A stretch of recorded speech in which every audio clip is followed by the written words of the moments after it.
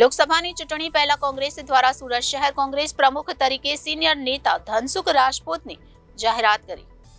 કોંગ્રેસ પક્ષે આગામી લોકસભાની ચૂંટણીને લઈને તૈયારી શરૂ કરી દીધી છે। વિધાનસભાની ચૂંટણીમાં તમામ બેઠકો હારી ગયા બાદ હવે લોકસભાની ચૂંટણીમાં સંગઠન મજબૂત કરવા માટે કેટલાક મહત્વના ફેરફાર કરવામાં આવ્યા છે, જેમાં સુરત શહેર માટે નવા પ્રમુખ તરીકે ધનસુખ રાજપૂતની નિમણૂક કરવામાં આવી છે, તેમજ અન્ય 2 કાર્યકારી પ્રમુખ તરીકેની પણ નિમણૂક થઈ છે।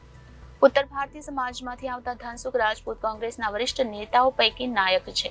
ધનસુખ રાજપૂત કોર્પોરેટર, વિધાનસભા અને લોકસભાની ચૂંટણી લડી ચૂક્યા છે। કોંગ્રેસ પક્ષ તરફથી તેઓ કોર્પોરેટર તરીકે ચૂંટાયા હતા। પરપ્રાંતીય સમાજમાં તેમની ખૂબ સારી પકડ છે અને ખૂબ જ સિનિયર કોંગ્રેસના નેતા હોવાના કારણે કાર્યકર્તાઓમાં પણ તેમનું સન્માન જોવા મળે છે। વિવાદોથી દૂર રહેતા ધનસુખ રાજપૂતની પસંદગી કરીને કોંગ્રેસે સુરત શહેરમાં સંગઠનને મજબૂત કરવાનો પ્રયાસ કર્યો છે।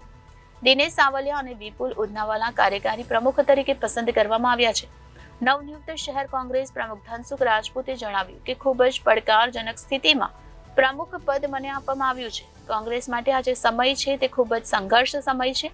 આગામી લોકસભાની ચૂંટણી પણ આવી રહી છે, ત્યારે અમે બૂથ લેવલ સુધી સંગઠન મજબૂત કરવાનો પ્રયાસ કરીશું।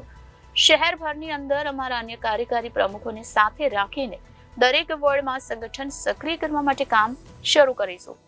કોંગ્રેસની વરણીમાં સૌથી પહેલાં તો હું કોંગ્રેસ પાર્ટીનો ખૂબ ખૂબ હૃદયપૂર્વક આભાર માનું છું। મારા જે સાથી મિત્રો છે તે લોકોનો આભાર માનું છું કે જે લોકોએ મને ટેલિફોનિક રીતે અને અત્યારે પણ જે શરૂઆતમાં મેં 4 થી 6નો ટાઈમ આપ્યો છે, બધા મિત્રો આવે પણ છે। આ ભૂપેન્દ્રભાઈ, મારા માજી પ્રમુખ, બધા આગેવાનો, શકીલભાઈ અને બીજા મારા જે આગેવાનો છે તે બધા હાજર થઈ ગયા છે। અને અમે એક જ મારો એક એમ રહેશે કે અમે લોકો પાસે જઈશું, વિસ્તારોમાં જઈશું, કોંગ્રેસના મતદારો પાસે જઈશું, કોંગ્રેસના આગેવાનોને મળીશું અને જે બૂથ લેવલની કામગીરી છે તે પહેલેથી અમે એને મજબૂત કરવાની શરૂઆત કરીને આવનારી જે લોકસભાની ચૂંટણી છે એના માટેની પૂર્વ તૈયારીઓ અત્યારથી જ અમે ચાલુ કરી દેવાના છીએ। લોકોની પરેશાની તો બેરોજગારી, યુવાનો બેરોજગાર છે, મોંઘવારી, તમે જોઈ લો, ખેડૂતોની જે અત્યારે જે ખેડૂતો પર અત્યાચાર થઈ રહ્યા છે એ પણ જગજાહેર છે।